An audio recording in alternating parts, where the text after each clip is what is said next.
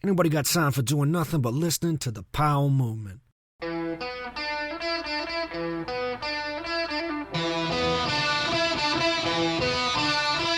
Welcome to the Powell Movement. I'm your very tan host, Mike Powell, and I'm back from my first much-needed vacation. The family headed to Maui, and everything went as planned. We went the resort with the rad pool route, and if I'm going on a warm weather vacation, I'm doing that every time. I love that shit. You have everything at your fingertips. Pool with water basketball and volleyball, hot tubs, overpriced poolside food and drinks, and the beach. And while I love the things I just mentioned, what makes Hawaii worth the hassle is the ocean. I spent so much time in the water. I jumped off Black Rock, we surfed one day, and I snorkeled a ton. I saw a lot of different fish, and I couldn't tell you the names of any of them, but they were pretty cool. I scared myself once by going out so far that I wasn't sure I would make it in, but I did, which is why I'm talking to you now. But the coolest thing I saw in Hawaii were the turtles. When I first got to the beach, I asked a few kids who had just come out of the water if they saw anything in the water, and they said yeah, they saw some fish. And then about an hour later, I see the same 15-year-old kids, and they come up to me all excited, and they were like, "Hey, mister, we just saw a turtle, and we grabbed onto it, and we rode it, and it was so cool." I'm like, "Shut your mouths right now, boys. That shit is highly illegal." And I can see the worry in their faces, and I'm like, "Just don't talk about it." Kind of like Fight Club. And they looked at me like, "We know we did something wrong, but what's this Fight Club stuff?" And I'm like, "Don't worry about it. I'm not telling anybody, just don't do that again." I also told them that I thought it was like a $10,000 fine for riding the turtles, which in reality, I'm not sure if I made that up or whatever. I don't think they touched any more turtles, and I didn't touch any either, but I saw like 4 and spent an hour with them. What I didn't see that much of in Hawaii was Hawaiians. When I've been there in the past, there have been a ton of native Hawaiians everywhere, and I felt like they were constantly judging me with a general disdain. It always made me feel like I was kind of in a foreign country. And I get it. They have a culture and they don't want others to fuck it up. And I'll deal with that every time for what Hawaii delivers. The difference with this trip was that those Hawaiians who usually don't like me, I didn't see any of them. It was mainly white people, and that was such a bummer. But that was Hawaii, and then we flew home on my kid's 12th birthday, which sucks for him, but he did get his vaccine the day after, and if he can make it through his second shot without getting the sickness, he should be protected from dying from this thing. I think you should get vaccinated too, but I also understand that this is a choice. But I'll say that if my post-vaccinated ass happens to get a breakthrough case and it gives it to you, and you die because you didn't get vaccinated, well, that would really suck, and I would feel kind of bad, but whatever. I'm kidding. Kind of. But anyways, this week, like a lot of weeks, my guest is a badass in the big mountains. But Todd Ligare's dream was the U.S. ski team in the Olympics, and he didn't make that dream a reality. So he did the college thing instead, before zeroing in on wanting to film with TGR. And to tell you the truth, a lot of people want to film with TGR, but Todd's going to tell you how to make that happen on the podcast. Before we get into it, I want to thank Jimbo Morgan for making me some awesome custom Powell Movement hats. Jimbo committed to doing the podcast, and when he does, it will be a train wreck of unfiltered honesty. I can't wait, but it's going to be a little while. I also want to ask you to tell a friend about the show.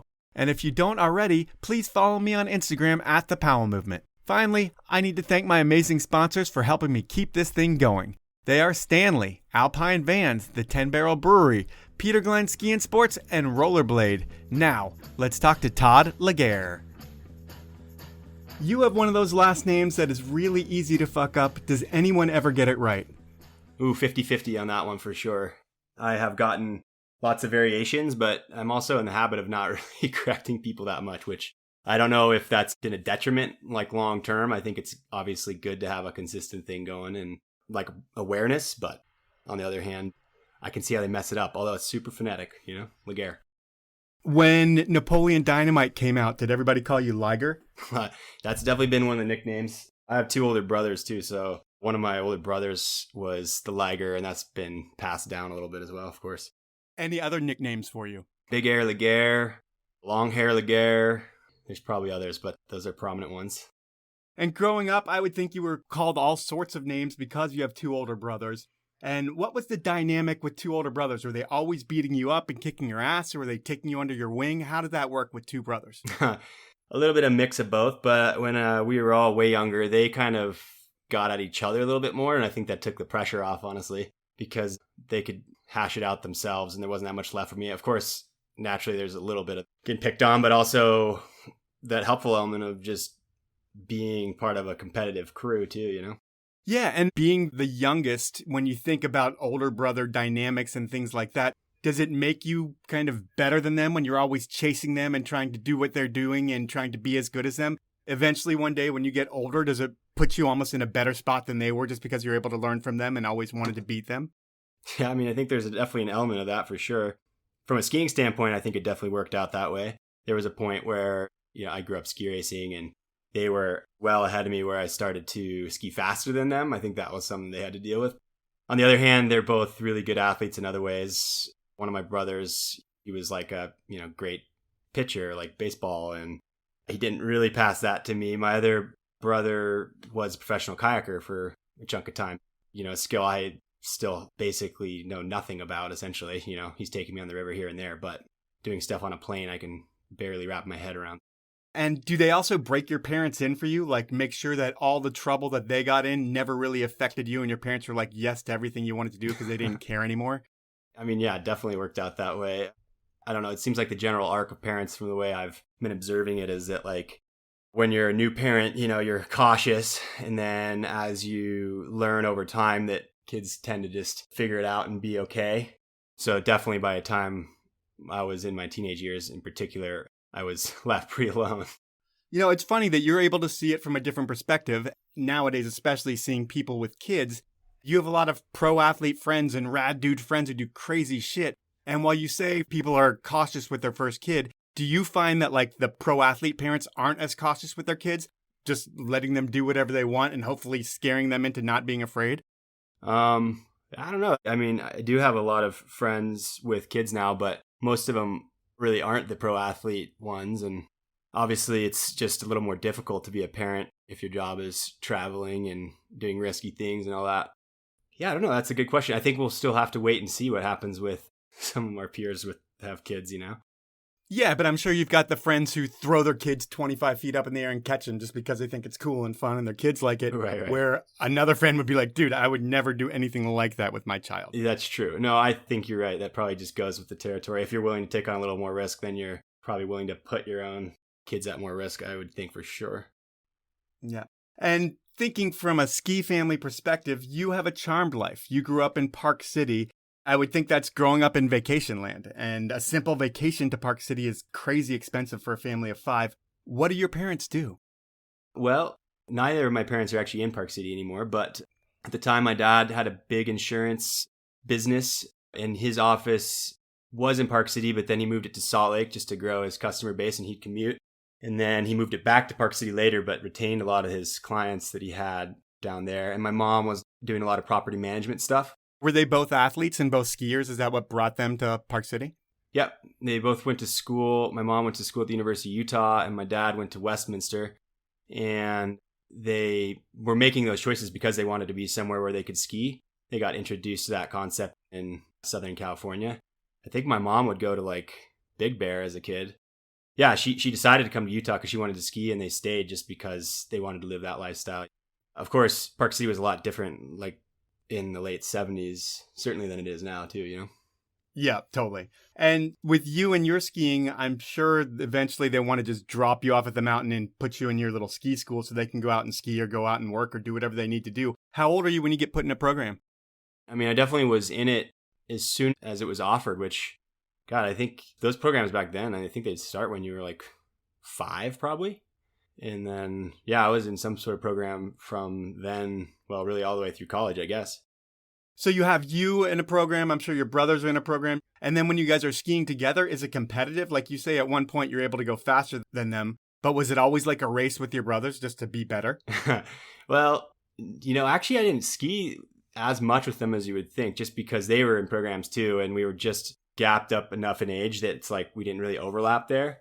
So by the time I was like at the top of the Park City club, they were both kind of moving on a little bit at that point. I mean, I had sort of surpassed them a little bit before that as well. We really didn't ski together that much, to be honest. Yeah. So for you, what other sports are you doing other than just skiing?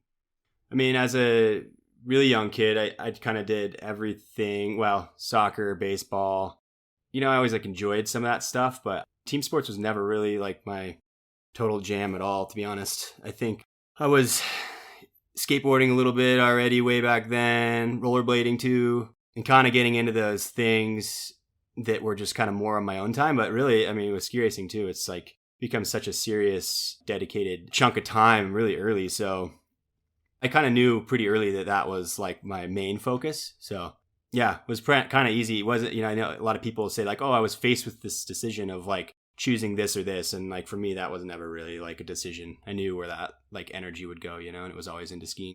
Well, I was never really a racer, although I did have quite the NASCAR pin collection. Yes. But when you're a kid, when does ski racing start getting serious?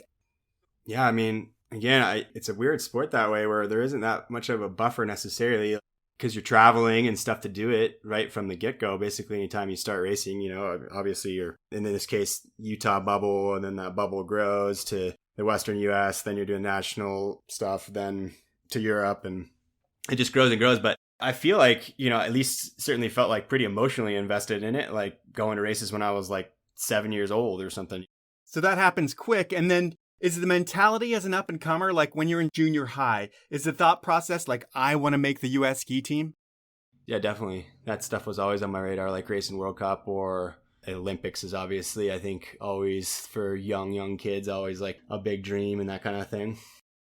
So you have these dreams, but when you're in junior high, how much time are you able to actually devote to racing? Is it just a weekend thing? Wow, believe it or not, like we're training like probably close to 5 days a week for good chunks of the winter, even at that age in that club. In fact, I remember the weirdest thing, I don't remember how they were able to arrange it with the school, but at the time we would often train in the mornings, like in the middle of the week. And there was a school bus that would come up to the hill and pick us up, take us back to the middle school. And we'd start school like a couple hours later than the rest of the kids. And I remember thinking even like way back then, it's like, wow, we're like really on the gravy train. Obviously other kids were like irritated because they'd been at school for a couple hours and we'd been skiing and we'd like show up late. So I can't imagine that they have that arrangement now, but I think that that's like an early moment of that seed getting planted of like, oh wow, there's like some pretty cool opportunities here, Special treatment for the skiers. Yeah, exactly. Is that just a general public school that's doing that? Yeah, it was then. And what's interesting to me is the timing of all this, because is this when Park City was starting to get focused on park and pipe as well when you're like 13, 14 years old? Are you starting to see the I Ride Park City ads and all that shit happening? That actually happened quite a bit later, which is interesting because I certainly wonder if that scene had been really developing in that time frame, if it's a route I would have considered as well. Because even in this time frame of being like really focused on ski racing, we were still skiing the whole hill. I mean, to me, we had a mogul program there going, but essentially it was just like if you wanted to take advantage of like skiing seriously, I mean, the race program was sort of your main avenue to do that. There definitely was never a thought process of like, okay, I like skiing, but racing is going to be the avenue just because this is what I think is the coolest or the best for me or whatever. It was just really kind of like, oh, if you're a serious skier, that's like what you go through at the time. And then of course, like you're saying later on, that really changed, especially when the park scene like really blew up. But I only remember like the first really big park jumps and like half pipe being built in Park City, more like closer to like 15, 16 is like when that scene really started to grow, I think, there more. They put a ton of money into it for a little while, trying to become one of the names within the park and pipe scene in the world. Totally. It was cool because that era of Park City was sort of at its height. So when I was kind of transitioning to free skiing and I had finished college, like I moved back to Park City that first winter and I was skiing in Little Cottonwood, but I was still living in Park City. That's like when they had like 3 different parks going on the mountain and they were having like big jumps built for like spring jumps and stuff. That was really cool for me because that's when I needed to be taking advantage of some of that and hitting some of those jumps. And now they don't even build the parks of that size. So that was like 2007 or something. But now I noticed like even the pros there seem to be riding like what would have been like the medium park then. I mean, there was huge photo shoot kickers for anybody like in the springtime in that late 2000s era. Who are the dudes you're riding Park City with? What's your crew? Honestly, there's pretty serious legacy from that moment in time. I mean, we were definitely like the best club in the country, but that's like, I was racing with Todd Ligare and Steve Nyman, TJ Lanning, Adam Cole, who's one of my best friends, who was on the U.S. team for a little while. Some older guys that were on the U.S. ski team ahead of us. Yeah, I mean, it was really like a really solid pipeline to the U.S. team at that point. I mean, huge names, yeah. Yeah. But, I think certainly the names people will recognize, Nyman and Ligare were part of my training group for sure. Okay, so you're always chasing those guys, which has to make you so much better chasing some of the fastest dudes in the world, I would think. Actually, it was, for the record, it was a little bit the other way at that time. Those guys were chasing me. But when Ted came on, he came on, I don't know, like a rocket, He was always had a lot of talent and he was pretty fast, but there was one season when I was 18 or 19 and he was 2 years younger than me, birth year. So he just took off, in only a couple of years. He was basically up to racing World Cups. Yeah, because there's a time in your career, I guess, where you are one of the top guys in that Intermountain area. Mm-hmm. You're on Rosignol by the time you're 13 years old. And when you get sponsored as a racer, does anything change for you at that point? I mean, does it get to your head or does it just give you some confidence hey, these guys believe? It's a combination of a few things. I mean, I've always been kind of gear centric. I love all that side of things. So on a personal level, it was just super exciting to always have the newest, best stuff. And they were generous too. I was getting a lot of skis. How many pairs of skis does a 13-year-old kid get? You get, 5 pairs of skis? At 13, I can't say for sure, but getting a little bit later on in that era with them, I think I was usually getting probably 7 pairs of skis or so. At that point, I was already had kind of differentiated from speed events. So I was only getting probably 1 pair of downhill skis a year or something. But every season, you got to get 2 new pairs of slalom skis, 2 new pairs of GS skis, and probably 2 new pairs of Super G skis just to be kind of at your baseline. So they're investing in you something like $7,000 minimum just on you. And then I think about it, and there's probably 100 of you within the US that's on a development team for Rossi that are getting skis? Oh, I don't think it would be that many. Or maybe not 100, but what kind of number do you think? I just want to think about how much money is being spent on race marketing and race budget compared to the $12 they make in selling race skis in the US. For Rossi, I'd say within kids I was going on trips with the US development team or the general Western US, there's probably maybe 10 of us on that sort of national group on Rossi, I would say. But then, they were definitely helping people out with fewer pairs of skis than that below that tier as well. But I always kind of wondered where the return was on it. And the only thing I could think of is that at least if you're kind of the top of your own club, you're kind of influencing a lot of the kids that are younger than you sort of, and kids that were still probably buying skis, and maybe there was a little bit of return there. But to be honest, that never really made sense to me. And to be frank about it, I think that era of a lot of people getting that level of support is different now. But on the other hand, I don't really understand the money that brands put into ski racing even at this point, even on a World Cup level or all that, I feel like most racers, if they're buying skis, they're doing it at a pro night and they're buying it at a discount anyway. I just don't see the full margin in many race skis, and no one other than racers needs a full race ski on the mountain, I don't feel like. Totally.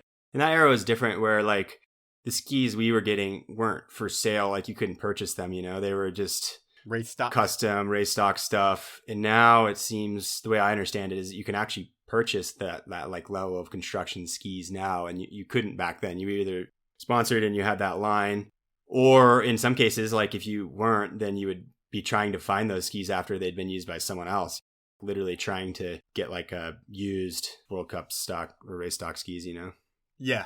And then investment's something that you and your family have to make on your end when you decide to go to the winter sports school. Mm-hmm. Was that a natural progression for you? You knew that high school was going to be at a ski academy? Or is it something that you had to sell your folks? Hey, I have this dream and I need to go to this school to be able to make it happen. I didn't really have to sell them on it. And partially is because my dad was really proactive. He was on the board of directors for the ski team, and he's kind of really community civic minded kind of guy. And he actually helped start that school. I don't remember whose original idea it was, but my oldest brother, Scott, he was part of the first graduating class, which is pretty amazing because there was no school at that point. They went to school at the public library. His class was 5 people or something like that. So my oldest brother was part of the first graduating class of that. So anyways, he had a hand of really getting that school rolling. But financially, it was getting tough for my parents at that point. But they were kind of really cool about we didn't really talk about it that much. I think they didn't want me to Feel have bad. that kind of, pressure about it. And I did go to my freshman year of high school at Park City High. And that was kind of a personal decision because I didn't really want to be completely removed. Growing up in Park City, obviously, I'd been going to school with the same kids since kindergarten. And I kind of gamed the system slightly because if you went straight into winter school, you'd finish your 8th grade year, and then you'd have a couple weeks off, and then you'd be going right back into school. And I was I liked that time off. I was a good student, but not because I really liked being in school. That was never my favorite. So I kind of took a year off in a way before 9th grade. I skipped my fourth quarter of 9th grade year of high school. And then I didn't start winter school until what would have been basically the fall. Would have ended up going back to regular school again. And then I was able to just kind of juggle some things and make up those credits. So I went to school less that year, didn't have to pay for that year, and then was streamlined in the winter school for the rest of the time, But really, it was something I wanted to do, obviously, because there were so many people in the club at that time that were part of that training program or that schedule, that if you weren't in that school, you weren't going to be on the right training schedule. You just get left behind. Yeah. And also, a bunch of my best friends were already making that decision and going there as well. So at a certain point, it was just obvious I wanted to be where my friends were, and I wanted to be in the best training group, and that was the way to do it. Especially because we had a lot of postgraduates at the club at that time. So they, of course, were on that schedule of not having to deal with school at all during the winter. And those guys were generally pretty fast and stuff. So that was the training group you wanted to be a part of. It's time for my first sponsor break. And the 10 Barrel Brewery has done so much for action sports since they started brewing the Northwest's best beer in 2006. But what they've just done is truly game-changing. They've introduced a new German-inspired Pilsner to their lineup. And while Profuse Juice used to be my favorite, I love this Pilsner and will be drinking a lot of it this summer. It's light, refreshing, crisp, clean, and it has an aftertaste that I can't quite put my finger on, but it reminds me of drinking beer in my 20s, and that's awesome. It's tasty, it's nostalgic, and it's what you should try next time you're at the store. You can find out more about 10 Barrel, their events, their athletes, and the all-new Pilsner over at 10barrel.com. My next sponsor is Alpine Vans. They are the brand that Cody Townsend trusted to build his vehicle for the 50 project. And Cody now has an edit out on that build, and it's 14 minutes of awesomeness, and it really shows you why going with Alpine Vans on your Sprinter buy and build will be the best choice you make for your adventures, period. Cody's build is so sick, and every detail was thought of. And why is that? That's because the guys at Alpine know the features you need to live comfortably without sacrificing anything, because they know adventure life firsthand. From living at the ski resort to bike trips to surf, Alpine has lived it and knows what it takes to make your vehicle a functional home. And even with this electronics shortage, where it's hard to get your hands on a Sprinter, Alpine has an inventory of 8 vehicles ready to turn into your dream adventure mobile.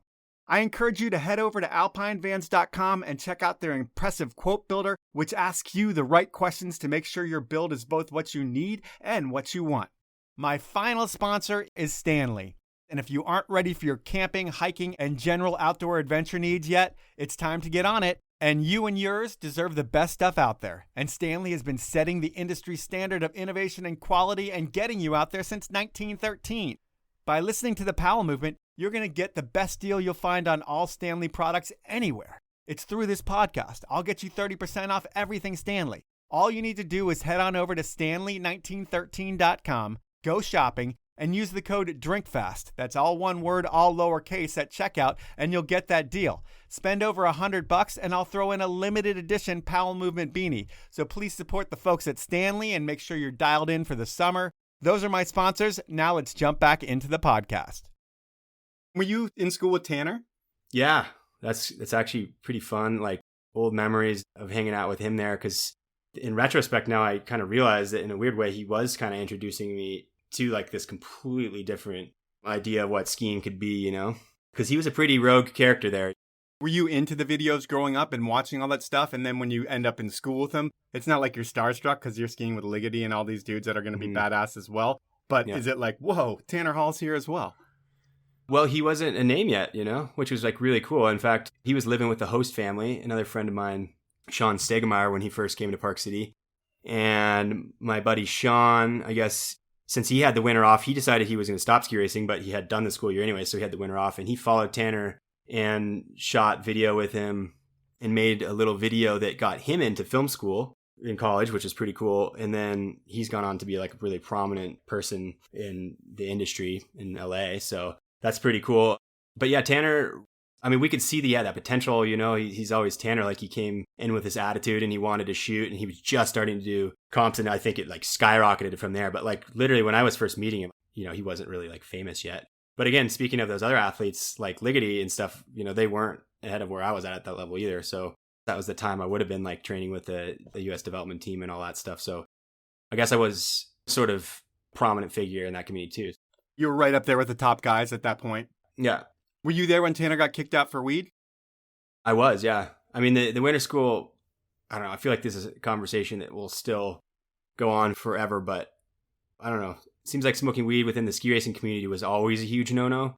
And for reasons that a lot of us will probably never understand, you know? Doesn't seem like that big of a deal, probably. Right. But there's rules, and you got to follow the rules when you're a racer. Yeah. You know, it was an interesting experience for all of us. Like, you know, winter school at that time, I don't know if they have it anymore, but at that time they had drug tests and the Park City ski team had drug tests, you know, and it was all theoretically sort of random. And, you know, it was rarely done. But on the other hand, just that threat of it kind of in the back of your mind was enough to be something that like, you know, you had to think about. The threat of having to have a drug test, you have to think about that. So you're going to make sure that you're not doing drugs is one thing. Mm-hmm. But you, and I don't know how you looked back then, but right now you look like you might need a drug test because your hair is down to your ass or something like that. Back then, did you have that same look of like you could be the singer of the Black Crowes or what did you look like back then? Well, I've had long hair, yeah, most of my life. Not to the level it is right now, but yeah, for sure when I was a kid, which was funny because, you know, my dad was always trying to give me a haircut and stuff, which is funny because he's Southern California surfer. I always thought that was a little strange. He doesn't give me trouble about it anymore. But even within the ski racing community, as you know, it's just like a very straight-laced thing. And I always felt, even then, representing something slightly more rogue in that scene for sure. Were you also playing music back then too? Because I know that music is a big part of your life, and I don't know if you grew up playing guitar, but guitar and bass is something that you do. Were you playing back then as well? I was learning from real young, but, you know, it's interesting because guitar for me, I think I was a little frustrated by it then and still, to be honest, you know, I'm glad that I have a little bit of skills in the times I've played in the couple bands I played with. I really appreciate that I was able to do that, but even picking up the guitar right now, I'm pretty rusty on it. So yeah, I think I started trying to learn how to play when I was like 10 or something, you know, so a lot of years now. You were in bands. Did you ever play any big shows? It's just funny. This came up the other day. This band I was in called Robot Monkey Wars, which was based in Park City at the time. You know, they weren't big shows, but just all the bars in Park City we would play. And it was good because the shows were spaced out generally enough that a lot of the crowd would just be people that we'd be recruiting, like our friends. And then they'd often be like Friday nights. So, of course, the bars would fill in anyways. But there was one night we were playing at this bar called Cicero's. It was a restaurant upstairs and a bar downstairs. I actually was a server at the restaurant, maybe not at that time, but at one point in time. But anyways, there was a bunch of commotion I could see kind of going out in the crowd there and didn't really know what was going on. We just, of course, just continued and played our set. It was like one of the busier shows we've had probably. And then I found out later that Michael Jordan was in there milling around. No way. Yeah. So that was funny. I don't know. Somehow this story just came up the other day, so it was fresh in my mind. But so I'd say that was a pretty big show, I guess. Yeah, Michael Jordan seen you play. No big deal. No big deal.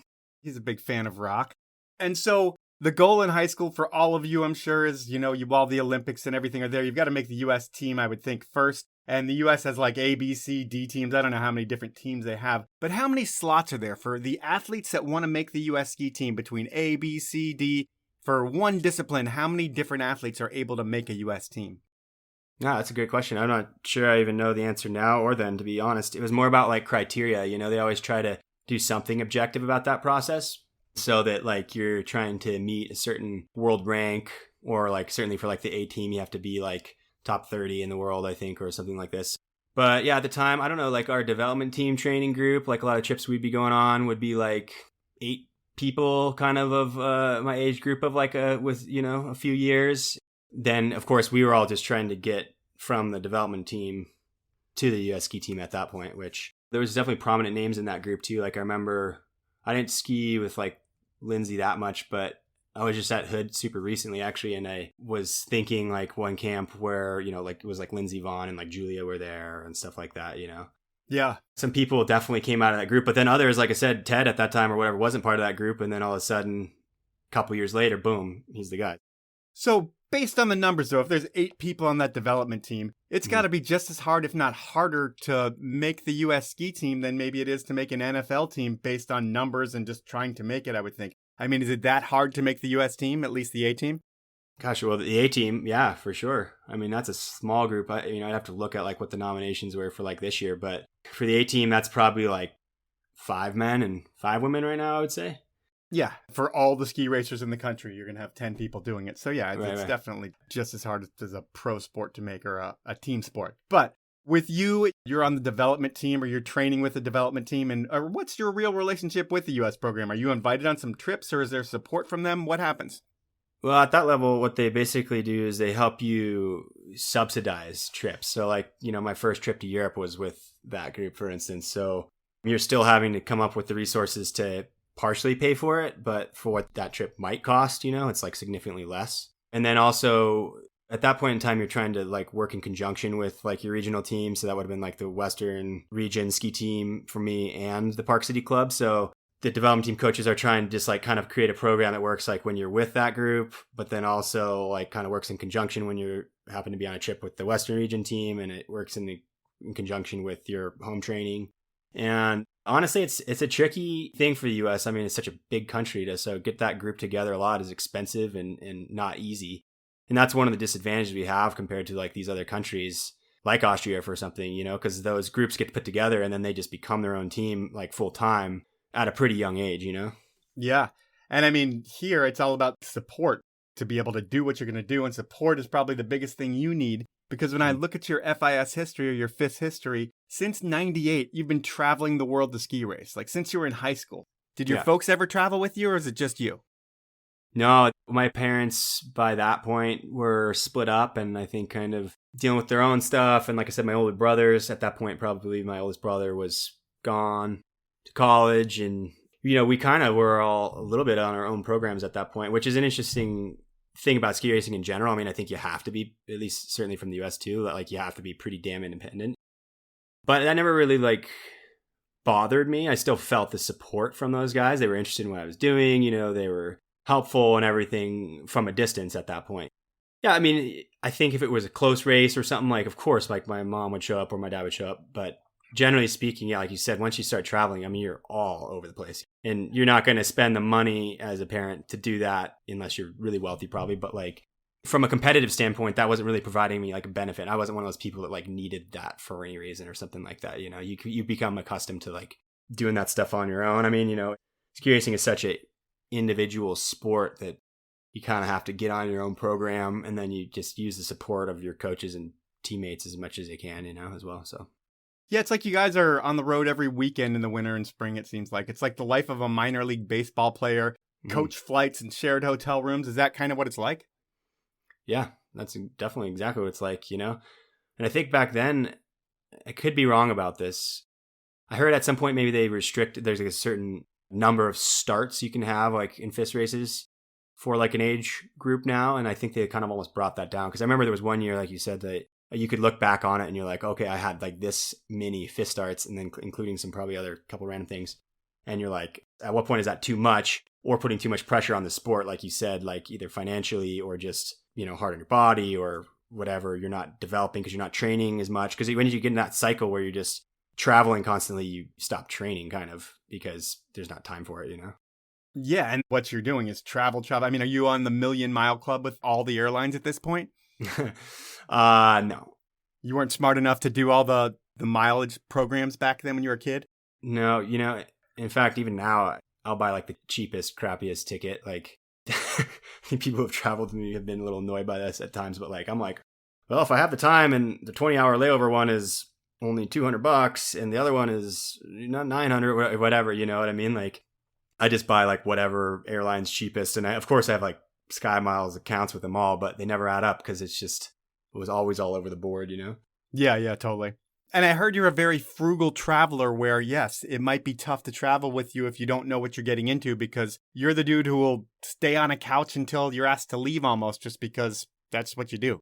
I think that's super accurate, you know? I mean, it's the less glamorous side of doing this still. It's like, you know, you have a lot of chunk to work with and do the best with it with what you can, you know? And obviously there's different tiers too, or like, I think, you know, there's some people who have the money to spend on it, whether it's like their own money or certainly like way bigger travel budgets and that kind of thing.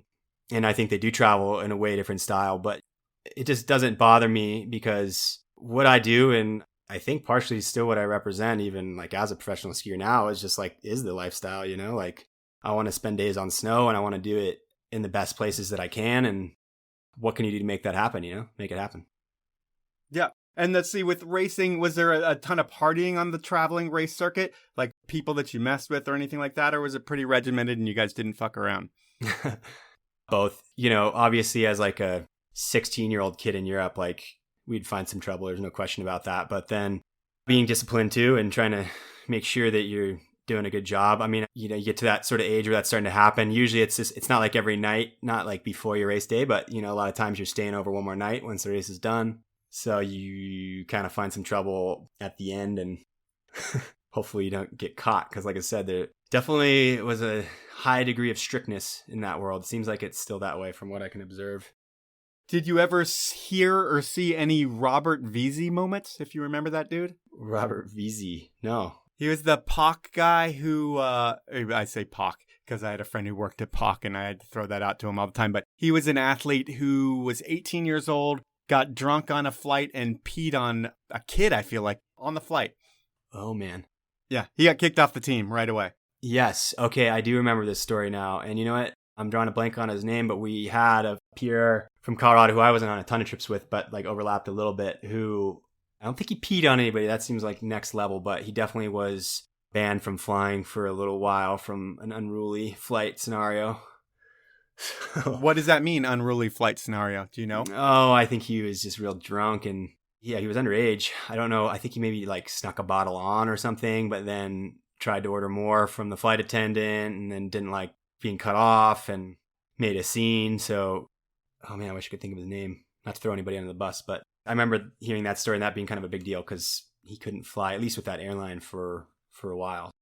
And what's really crazy for me is with racing, you're so focused on it and you do so much of it and you invest so much in it. But if you look at your rankings, while you did have a few podiums over the decade of racing, at the end of the day, it's one of those things where it's tough to consistently make the top 10.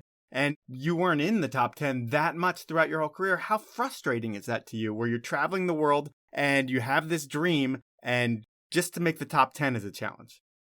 Yeah, specifically in some of those Euro trips was always a challenge for sure. Going back to what we were touching on earlier, you know, you're like a young kid, you're on your own. You go somewhere you've never been before, you can't speak the language. Certainly the way the races are operated are very different. And in some cases, like, showed up with a little bit of a target on your back. Like one of those first trips, I had like a really high world rank for my age.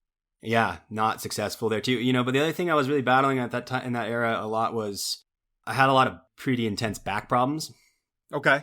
And that was a lot to figure out and didn't really get it sorted kind of until I was like going to college. And then I had kind of another issue there with the herniated disc that thankfully I was able to sort out long term. Doesn't create any problems for me now, but I think what I learned, which has really helped me now, is that like even if you're like in a state of pain or like dysfunction, that you can still do the activity. Unless you can get past that and like tier up to your level of health, then you're just never really going to perform very well. Because, you know, I was definitely doing a lot of starts where like realistically I can think back on it and being like, wow, you know, your chances are just not great here. You know, like your body's not working great. And so even now I understand that, and it's been really helpful, I think, in just like managing how you feel in this part of my career too, for sure. Back then, did it eat at your confidence though? Like when you go to these places, even if your back is hurting you, you're on the road for 2 months and you don't hit the podium or you don't even make the top 10 for those trips. Does it eat at your self-confidence at that point where you're like, I've put everything I have into this. I'm by myself. I don't speak the language. You've got all those things against you. And then you're not producing as well? Oh man, absolutely. I mean, I'm sure other skiers had the same experience, but no, there was times where I was like basically at that tier. on a US ski team trip or something, and you're like, okay, I'm like, you could be in the middle of your trip and you're like, okay, this is done. Like, I'm so over this. Like, I'm going to quit, Like, as far as I can tell, that's like the name of the game with ski racing, is that managing that confidence level. But, the term we had at the time, like if you were kind of sucking, you'd say you were in the tank. And like, it's hard to pull out of that when you're in the middle of a trip. And what you really want to do is like a reset and get some training in and like tweak something or whatever. But sometimes you get in this cycle where you're just going. You don't really have that moment. So you try to get creative as far as how you're going to pull yourself out of that funk. And in some cases, maybe you figure it out. In some cases, you don't. You go home and you're just like, wow, this isn't happening, So You eventually don't make the U.S. team. I don't know how that kind of works. You end up going to DU for college. Are you on a full ride when you go to DU? Yeah. And the general thing with NCAA, and especially like at that time, University of Denver, it's all kind of like ex-national team members. I mean, it was almost all Scandinavians there at the time. There was a couple of walk-ons that were friends of mine that were Americans, but basically it was like on the sort of full ride side of things, it was just me and one other American. And the rest were like ex-national team Swedes and Norwegians. But they were kind of in a similar boat, where they, in some ways, the NCAA thing is a slightly post-career place to end up. But it's still fairly high level because of that. You have a lot of people who are good skiers there. And there's still a chance, right? Like you could develop more at the NCAA level and then make the team again. Yeah, and that's happened more in years since. And that's like always like a really cool success story. And in fact, it's happened quite a bit since. But in that era, like it was certainly a possibility. And I think all of us were getting on that program still with that mindset, Yep. But realistically, it's like your training load goes way down. The types of races that you're going to, you're not going to do as many like NORAMs or like get on these places that the snow's really hard. I mean, it's still kind of the thing skiing like in the Western US. You're still just like to keep that high level. You're just hoping you're training on like really hard snow and you're going to races on like really hard snow to prepare you for the other upper levels. But yeah, I don't know. I think I started to realize in that move, I think that dream starts to slip a little bit, but you take it seriously. Obviously I wanted to perform because I was competitive, but also because someone's paying you to be there, and NCAA makes it a team deal, which is the first time you ever experienced that in ski racing as well. So it's like you have teammates relying on you. You've got the guy who's recruited you and the coaches relying on you. So you still really want to perform. But if I can realistically look back on it now, I can be like, okay, I think I started to realize probably to some degree that like, I was in college. So certainly just having fun with friends and doing that side of things, obviously going to class and still doing a lot of like dry land, like physical training was huge, like any NCAA team is. But then you're certainly on snow less volume than you ever have been up until that point. It's time for another sponsor break. And now that ski and snowboard season is over, Peter Glenn doesn't stop. They're the one-stop shop for all of your summer needs. You want a pair of inline skates, a wakeboard? Peter Glenn has it and has had it for over 70 years. They are a mom-and-pop group of shops that do a great job competing with the cutthroat online guys, but still offer a low price guarantee, free shipping on orders of over $50, and a no-hassle return policy. They support a lot of great things in action sports, this podcast, Johnny Mosley, and so much more. So when you go shopping, please check out peterglenn.com to get some of the best prices and the greatest variety of products on the internet. My final sponsor is Rollerblade, and it's summertime. There's no better time to get out there and go skate than right now. Whether you find yourself using skating for fitness, skating the streets or skate parks, or heading out for marathon skate sessions, Rollerblade has the best skates on the market. I mean, these guys invented inline skating. And when they can't skate, they ski. And if you're a skier, Rollerblade also has a skate-to-ski program that they built out to get you in shape for ski season. It's the best crossover tool ever invented, and it will get your legs in much better shape than biking or running could ever do.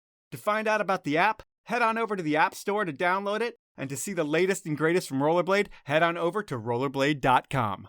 Those are my sponsors. Now let's jump back into the podcast. So you come to that realization and you realize that you still want to do something within skiing because you're going to graduate school. And is the plan when you graduate to get a job and ski on the weekends and figure it out? Or is the plan, I'm still going to figure out how to do this ski thing. I've just got to maybe go to some free ride contests and make a name for myself. And the one thing I have that no one else has out there is a really good friend who's a team manager now at Dynastar that can hook me up and kind of set me on the path to be respected in that world. Is that kind of how it happened? Is like you got a buddy at Dynastar, he hooks you up with skis, and you decide you don't want to work and you want to figure it out? Yeah, I mean, that's a bit accurate. I mean, I knew, again, like I said, there was this feeling of at least the ski racing side of things winding down, but like, I was never one of those ski racers that was just like, only go out and train and call it good. Like, I was still very much like interested and invested in this like skiing, you know? I mean, growing up in Utah, we skied POW, we hit cliffs, we were hitting jumps, building jumps, you know? And you watch all the movies too, I would think, Yeah, right? of course. And yeah, absolutely. Like, expose the media, like reading Powder and seeing flicks. And there was always this element of me that really respected that. And especially coming from like the ski racing side of things, you already had guys like Jeremy Nobis, who I knew he was in Park City when he was younger, and make that good transition and make an impact in the freeride world. So for me, it got to this point where I realized it was like, I can't say that I had like made that final decision that I was going to keep skiing until like basically I was done with college. But like, I think that idea was always there, you know, like there's just so much to do in skiing. I always thought it'd be like a little silly to spend as much time and effort and time on, you know, on snow and all these things to not like, I don't know, explore the other avenues and do what still feels like the pinnacle to me now, which is like skiing a big AK face or do these other elements. So that idea had been growing and growing. And I think it just was an obvious point to move on from that. And then I didn't get like on the Dina Star program proper right away. I think my first sort of sponsor that I convinced was Cole Sport. They're just a shop in Park City who now it's run by one of my best friends, but at the time his parents. And kind of a shop sponsor, they gave me a pair of boots and a pair of skis. And I started shooting photos just in Little Cottonwood, trying to do that. And like you're right, I did a few freeride comps just because like I was just trying to figure out what to do, like you said, to start building the name. But at that point, like, again, with so much time ski racing, I was very much over like competing on skis. That was like, the point was to like be moving on from that. So I wasn't that hyped on it. I think it was valuable, at least in the concept of what you can learn from those, which is like showing up to a venue, looking at a face, picking a line, very similar like what you're going to do when you're filming, translating those skills. Other than that, like the comp thing it's a tough one for those people who want to make a name that way. You know, they get so few chances. They're banking their whole season on like maybe it working out like a couple times. And if you're pushing yourself, it's easy to crash in those runs. But anyways, yeah. So as you mentioned with my friend John Minahan, I can't remember if he was the team manager at the time I just had the shop sponsor or what. But yeah, I convinced him what I was doing, you know, and just being like really honest about what the intention was there. And he helped me out. And it was pretty small at first, but he's certainly one of the guys who helped me get my foot in the door with TGR, which super grateful about that. Yeah, because it's like you're this racer, and it's not like you're a super top racer who's making this switch. It's like you were a top racer in high school and coming up, and then you went to be a college racer. But to earn your stripes, it's like you've got to be networking everywhere you go, meeting like the badass people at that mountain, and then proving yourself on a daily basis with whoever you're skiing with, I would think. Like, did you feel pressure to send it all the time in the beginning just to like make people talk about you a little bit? Yeah, I don't know about pressure, but I definitely agree with what you're saying that like one of the ways to make a name for yourself is by being a player in those arenas. Like, you know, there's very few resorts that kind of have this exact kind of pull, but certainly in that era, I think a little bit still, like Snowbird and Alta are those places, right? Where especially Alta at the time, like there was a lot of pros that were there. So like if you could just show up and charge and be one of the best guys on the mountain, then you had a little bit of valuable from a visibility standpoint, but also you were just getting visibility as a whole as well. So yeah, I definitely think that that's part of it. If you're one of those guys at Squaw or if you're one of those guys at Jackson or Whistler, then people are going to see you. So that's one strategy, is just, you know, meeting the right people and sending it when you're skiing and them talking about you, and eventually people are going to hear your name. But are there other strategies that you use to get noticed? Because it sounds like you're one of those dudes that are outworking everybody, although it might not look like it. I mean, it might look like it. It might not look like it. I don't know. Yeah. But you're doing a lot of stuff behind the scenes that other people aren't doing. You're hustling to get your name out there. And what are some of the other things that you're doing to get noticed and to get the attention of the dudes at TGR? Because I feel like you had a target on them. I did have a target on them for sure. And that was tricky. But again, I have to say that the best thing, and this is advice I give to anybody else who's trying to do it, is that like if there are people out there who can help you, you got to tell them, you know, and this is something I have to remind myself as well at times. But like, you know, in the case of that team manager, John Minahan, I was like, hey, this is what I want to do. I don't know really how to get my name in the hat there or whatever, but I will drop everything I'm doing. I will be there in a second if they have a window to shoot. Again, John knew me pretty well. I had skied with him forever, ski racing, but also skiing some POW with him because he was living in Utah at that time. And yeah, I mean, I think he just took my request seriously. He said that, he felt comfortable recommending me and throwing me into that pool because I said that, hey, I was going to show up and step up. And so that's exactly what happened. Like at one point they were like, hey, like we have, an opening or whatever. They were shooting in Jackson, and Sage and Cody Barnhill were up there, and they've had room for like an extra guy. So I like literally ripcorded from like New Mexico, like back through Utah, and like grabbed some stuff and was sleeping on a friend's couch all in the course of like less than 24 hours or something.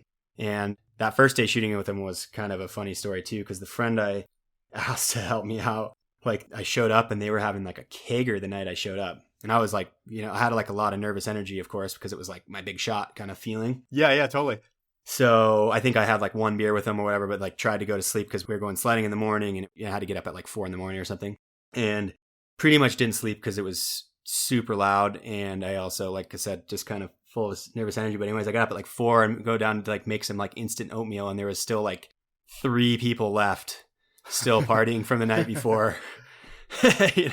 Really, really rough shape. And I like ate my oatmeal and left the door, and then ended up going to the wrong place. So I had a little stress of the day in the morning there. But anyways, yeah, that was the first time I had really met Sage or Cody or Dustin Hanley, the filmer, and like started to get a little momentum right from the day. I don't think we got shots that ended up in the film that first day, but we got something, and certainly enough that they gave me more days, and boom, it was just like kind of a good cycle. And like I said, I was hungry to do something, so it was a great window.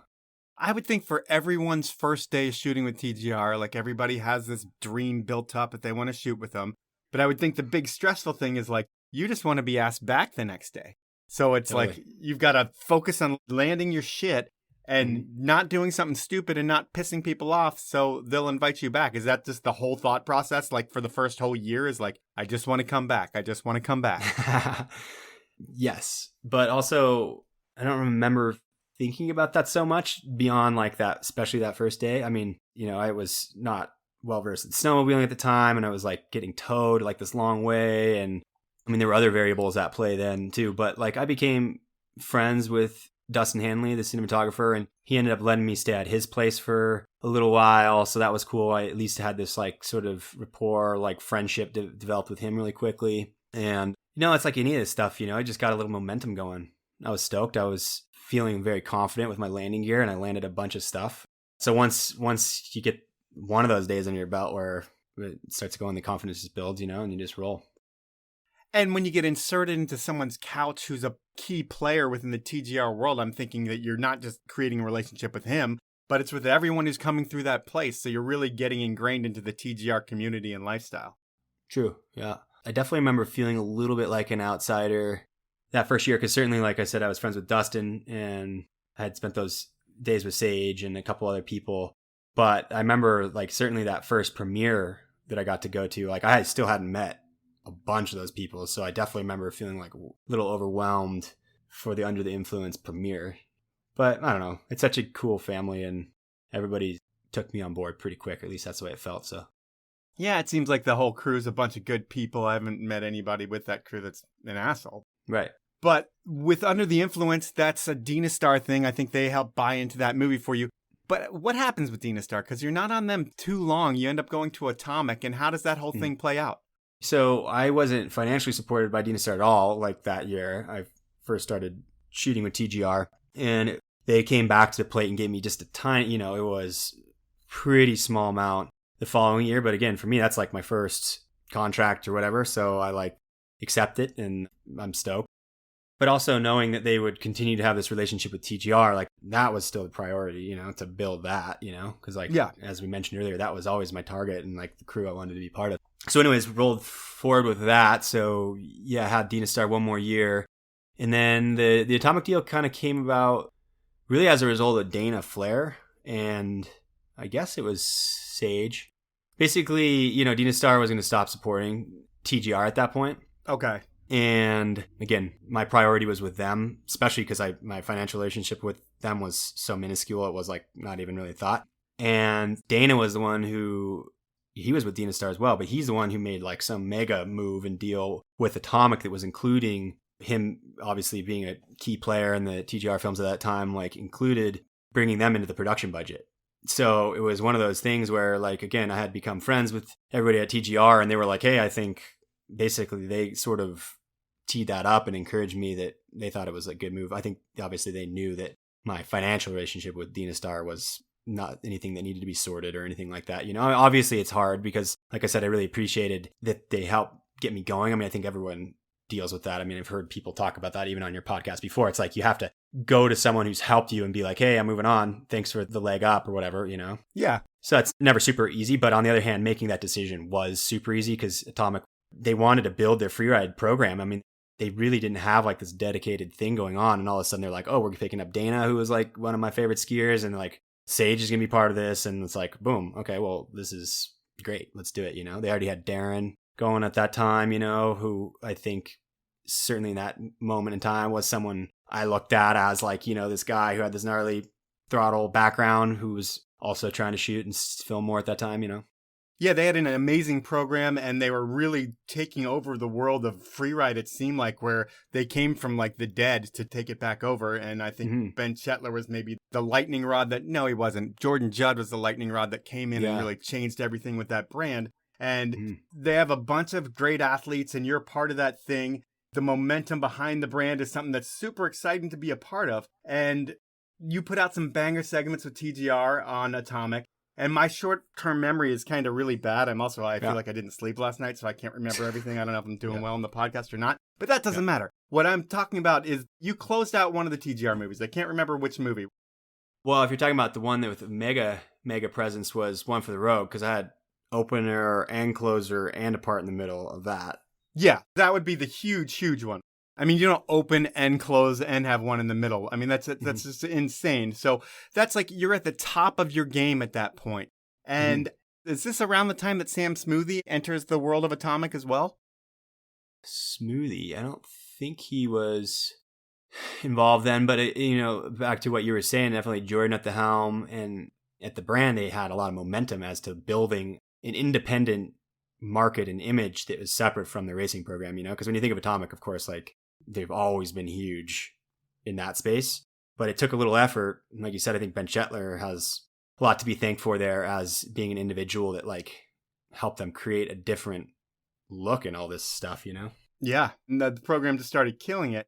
How do things end with Atomic and why do things end with Atomic? Well, I don't know, like a lot of those things there, I think it was just like the main people who were supporting me the most, like swapped out, you know, there was like a new team manager coming in.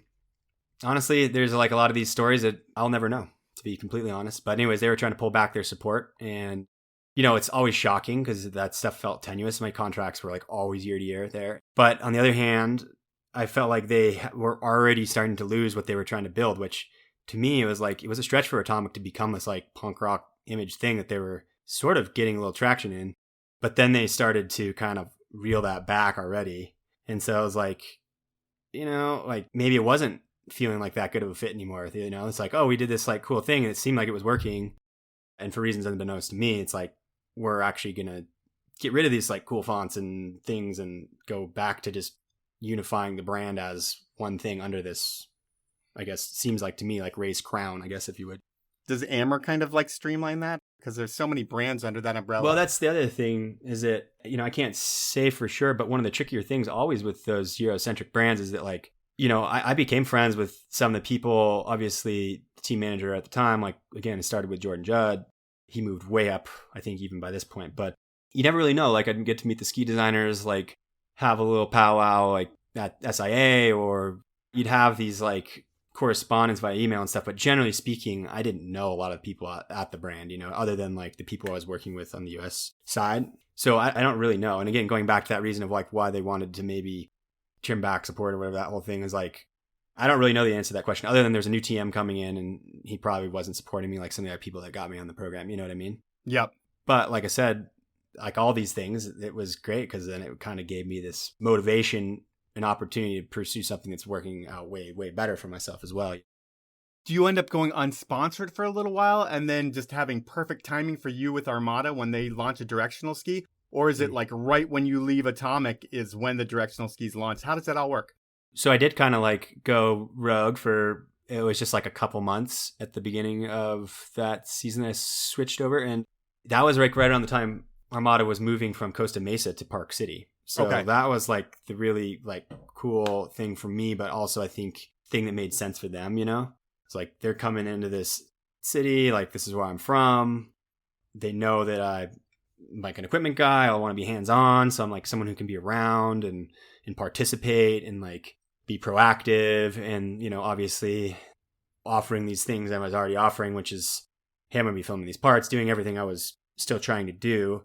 Although that becomes tricky because they didn't have a financial relationship with TGR.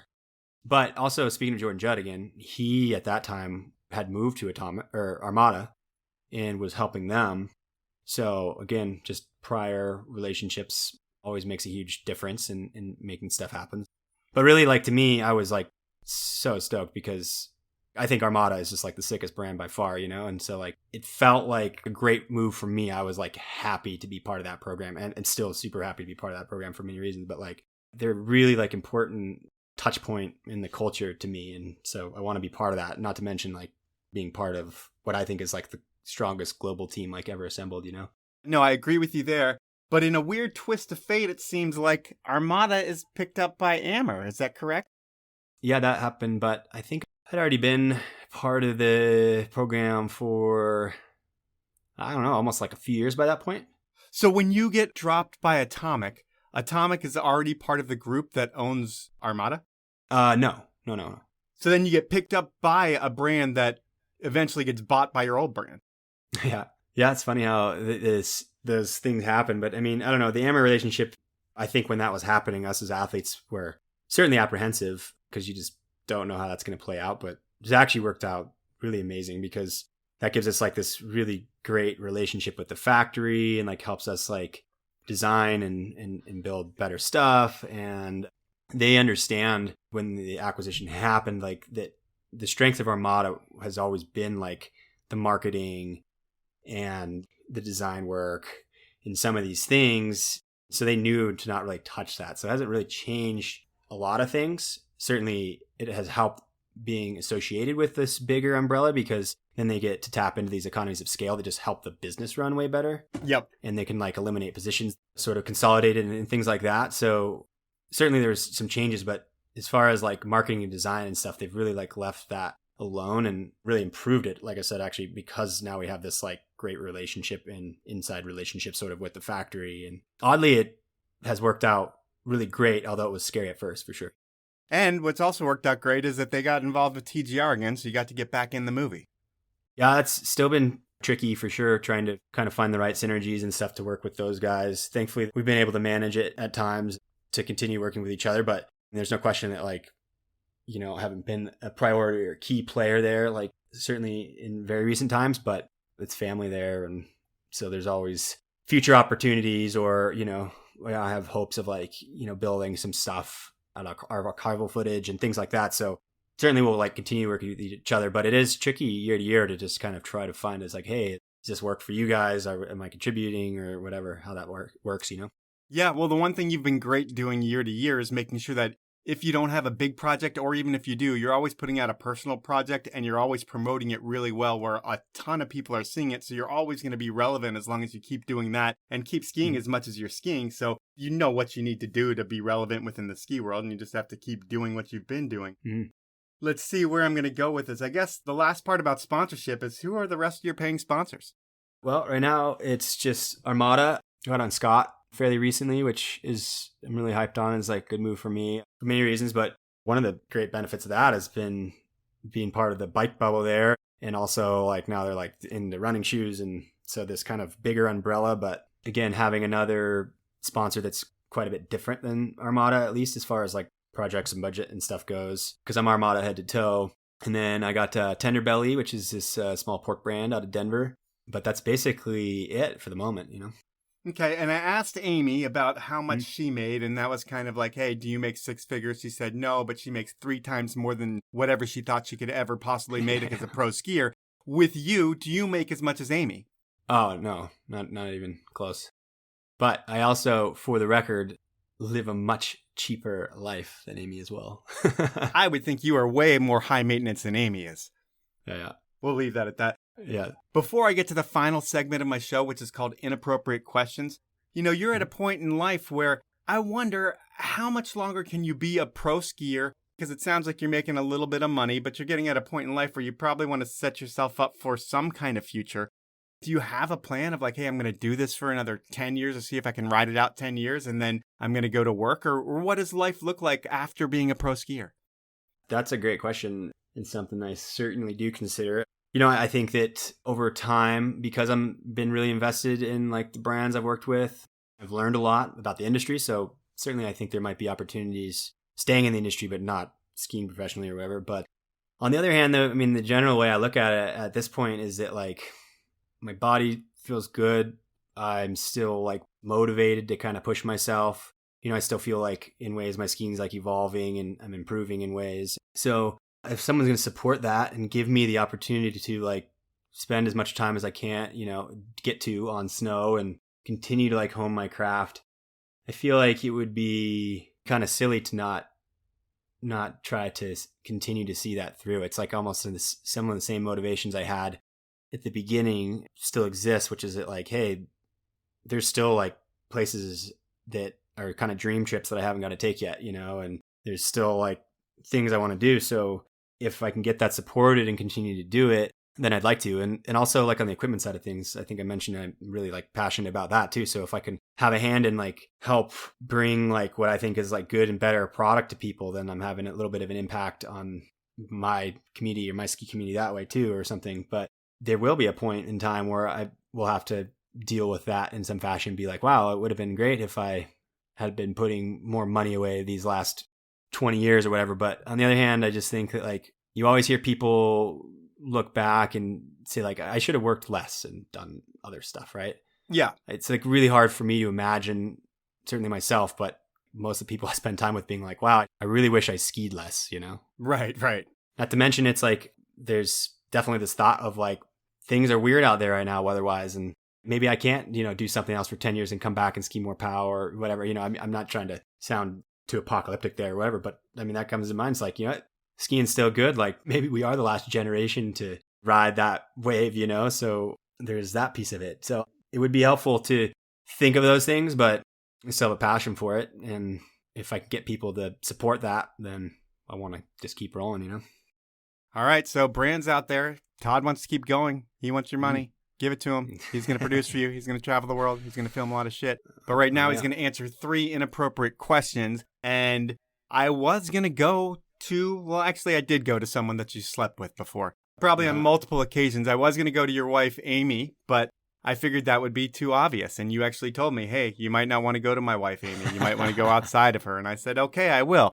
I don't know. I should correct you. I don't know if that's a slip or not, but Amy is my partner, I guess, I think is the best term at this point. But what did I call her? Not married. You said wife. Sorry. I didn't mean to call her your wife. My bad. But that would be a great inappropriate question, but that's not what we're going to do right now. So Here's the deal. We got Griffin Post. He's going to come up with 3 inappropriate questions. Griffin's a longtime TGR guy as well. He had an interesting way into filming as well, just like you, which is different than a lot of other guys. And he's going to be on the podcast at some point. But right now, he's going to ask you 3 inappropriate questions. I will bring the first one up right now. All right, Todd. Question 1. Have you ever broken into a United States post office? That's really funny. I knew he was going to bring something up from this story. I didn't know which piece it may be, but yes, which I guess I've been told is a huge offense. But the context is Griffin and I had finished, and Drew Steckline and Lars Ayers, this big mission in the Arctic in the Brooks Range. And so we had been skiing and rafting for a few weeks by this point and pretty strung out because, it was June, like hardly gets dark out. So by towards the end of the mission, we were just basically rafting like full time for a few days before we finished. A overnight ocean crossing to finish it in this little town called Kotzebue. we ended up. And anyways, I was in a tenuous spot with my girlfriend at the time, and I had saved my one like sat phone call for the middle of that expedition, sort of to call her on her birthday, and could tell from the phone call it was like not good, you know? Mm-hmm. So that was like kind of a weird spot towards the latter half of the trip. But anyways, I had written her this postcard, and it felt kind of urgent just amongst the state of things. And so when we had gotten to land, I was going to send it out of this little town, Kotzebue. So I went to the post office, dropped it off. I was like, oh, cool. Like they were actually there. I mean, this is a tiny town, and was able to get it in there. And then I came back to like the restaurant where we were kind of waiting for our flight to get off this spot, and realized I hadn't postmarked it. Or yeah, I can't remember. Like I didn't like write the address, or somehow I forgot the stamp or something like that. And again, I was like just so like tired and haggard. I mean, who knows? Very strange mental state. But anyways, I was like, oh no, I gotta go. It felt really important. And so I like ran back to the post office, but there was nobody in there. But the door was open again. I'm talking, it's a very small town, so who knows if this is normal or not. But basically I was like panic state, just trying to like make sure this postcard went out. And because there was no one around, I was like, okay, well, I just walked back there and started just like digging through this bin of like mail, not really realizing that that's not acceptable from like a federal offense level or something. Someone will explain that to me later. But anyways, did manage to find it, added what needed to be added, left, never saw anybody in there. And I think maybe like when I ran around the corner, I could hear someone like digging around somewhere behind the place or something. Did you keep the girlfriend? No, that didn't work out anyways. So, all right. Well, you broke into a foreign post office because of love, and you lost your love. And that's all right. Yeah. You know why? Because we're going to go to question number 2. Todd, what ultimately led to the demise of your rock and roll career, specifically Robot Monkey Wars? Robot Monkey Wars. Well, that was a band I had joined kind of as the third member because it was existing, but they needed the bassist. And so the drummer and guitarist were already good friends, had their thing going. But the reality of it is they stopped seeing eye to eye. It's really funny because you can see why like it's so common, especially like in a big touring band, how eventually people don't get along, especially if there is like egos invested, I think. Not that either of these people were super big egos, but I think they both had like a slightly different vision of, I don't know, how some of the songs should go or whatever. Yeah. So in the end, it was funny because they were like best friends. I hope they're friends again now. I'm not in great touch with either of them. But anyways, they stopped getting along. And so it was just a pain in the ass to try to get that to work out. The drummer ended up having either he had like one or anyways, he has a big family now. But I think that was probably a factor. It was harder for him to get the time to play shows and practice, but ultimately it was just your classic rock drama story. The drummer and the guitarist stopped getting along, so it ended.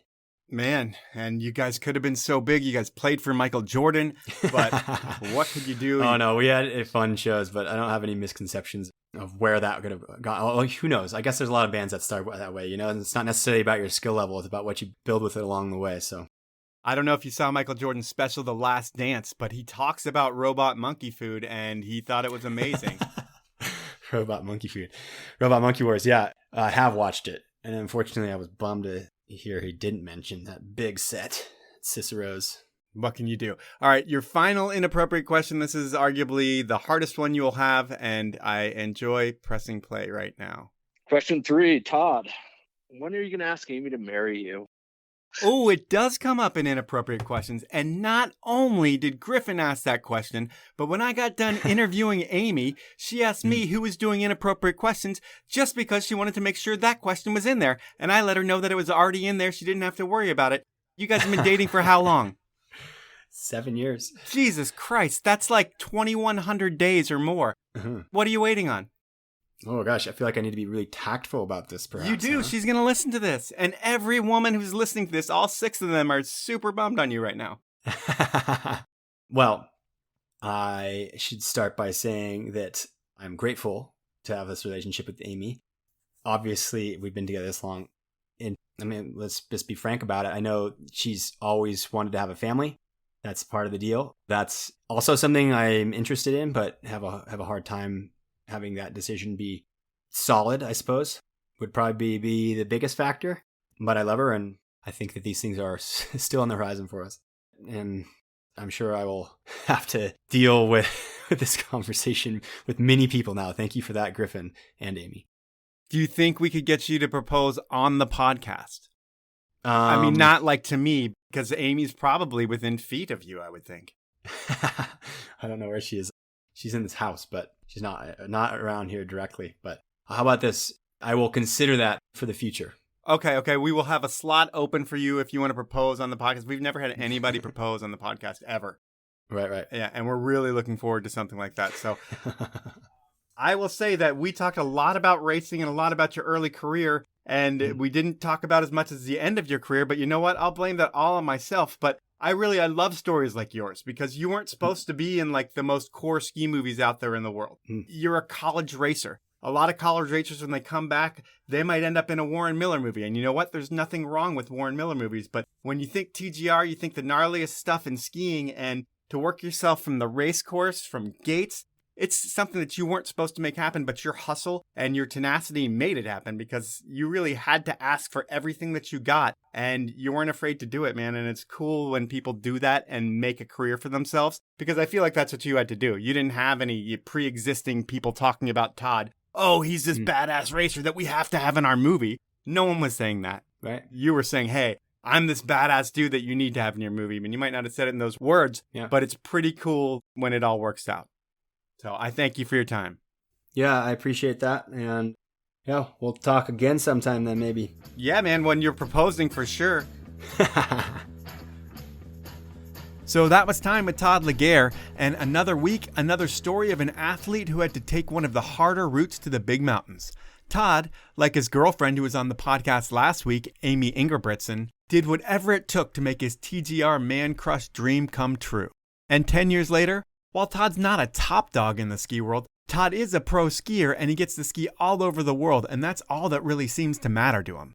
I will say that I went into this one on like 4 hours of sleep. I'm not sure why my sleep sucked, but my Oura Ring, thanks Dave Goto, has been tracking my sleep, and it let me know I slept like shit. It also tracks my exercise, and between my Oura Ring and the Nema vitamins that Josh Lubeck sent me, I've never felt better health-wise. And I'm slowly accepting the fact that I'm becoming everything that unhealthy Mike used to make fun of. So, while I'm a loser in that respect, I'm a winner in the Email of the Week category, because I have a really awesome one to read this week. It's a 5-star review, and it comes from Nora Skis VT. The title is, It Begins and Ends on the Porcelain Throne. Here's the review. Monday mornings I have a seat, as instructed, on my porcelain throne and eagerly press play on the consistently scheduled podcast, The Powell Movement. You never know the facts you will learn or the stories you will hear on this incredible pod. But if it's ski industry knowledge, pros you fangirl about, or a peak of interest into the action sports industry, Powell will no doubt deliver a well-structured and researched podcast about and with incredible people. Asking the right questions is difficult, but Powell has a power to peel back the curtain to information that we all want to know. I start my week with renewed inspiration and excitement to the snow and outdoor industry, hosted by a guy with the best movements. Thank you, Mike, for all your hard work and dedication. Well, thank you, Nora Skis VT. That is an amazing review. And for you, I've got a Powell Movement beanie. It's custom from the dudes at Cole Headwear. All you need to do is email me at mike@thepowellmovement.com, and you can get your hands on that beanie. For anybody else that would like a beanie, you can buy one through my website, or you can submit a review just like the one that I read. And if I read your review on the podcast, I'll send you a beanie as well. And it's so easy to do. This is what you need to do. First, hit the podcast icon on your smartphone. Second, search for the Powell Movement. Third, click on my logo. Fourth, scroll down to where you see the stars. Fifth, click how many stars you think I deserve and write a review. It takes about a minute and it's greatly appreciated. And even if you're already following me, to do this, you definitely have to search for the Powell Movement. You can't just go to my podcast. That's something with iTunes that I don't really know why it is like that, but whatever. It's an easy thing to do. It's greatly appreciated by me. And I want to thank all of you for listening, because without you, this podcast doesn't happen. And without my sponsors, it doesn't happen either. And those great brands are Stanley, Alpine Vans, the 10 Barrel Brewery, Peter Glenn Ski and Sports, and Rollerblade. Have a great week, everyone.